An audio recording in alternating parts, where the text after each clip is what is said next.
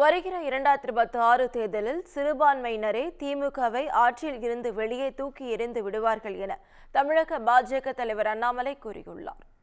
கோவையில் 1998ஆம் ஆண்டு நடந்த தொடர் குண்டுவெடிப்பு சம்பவத்தில் உயிரிழந்தவர்களுக்கு அஞ்சலி செலுத்தும் நிகழ்ச்சி RS புரத்தில் நடைபெற்றது.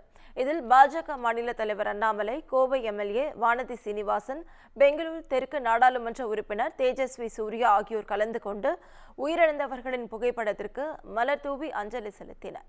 தொடர்ந்து கூட்டத்தில் பேசிய அண்ணாமலை, ஒரு விஷயத்தை சொன்னால் பாஜக அதனை செய்து காட்டும் என்பது நாட்டில் உள்ள அனைத்து மக்களுக்கு தெரியும் என்று கூறியுள்ளார். திமுக ஆட்சி முடிய இன்னும் ஓராண்டு காலம் உள்ளதாகவும் 2026இல் தமிழக அரசியலில் நிச்சயம் மாற்றம் வரும் என்றும் தெரிவித்துள்ளார். தவறாக ஒரு அரசு அமைந்தால் என்ன நடக்கும் என்பதை 28 ஆண்டுகளாக தெரியப்படுத்தி கொண்டுள்ளோம் என கூறினார்.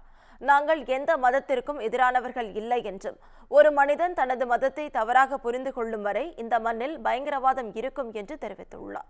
மேலும் 2026இல் சிறுபான்மையினரே திமுகவை வெளியே தூக்கி போடப் போகிறார்கள் என்றும் அவர் கூறியுள்ளார். நம்முடைய தமிழகத்தினுடைய முதலமைச்சர் ஐயா ஸ்டாலின் அவர்கள் சொல்வது கடமைப்பட்டிருக்கின்றேன்.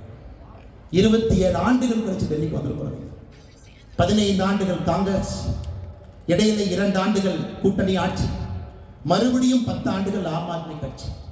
அதனால் இருமார்போடு நாங்க 200 வாங்குவோம், நாங்க 150 வாங்குவோம், 170 வாங்குவோம்னு சொல்லிட்டு இருக்கிறோம்.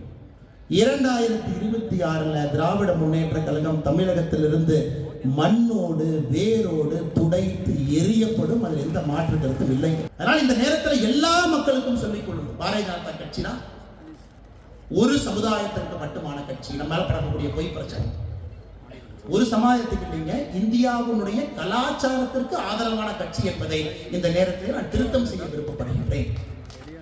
திருத்தம்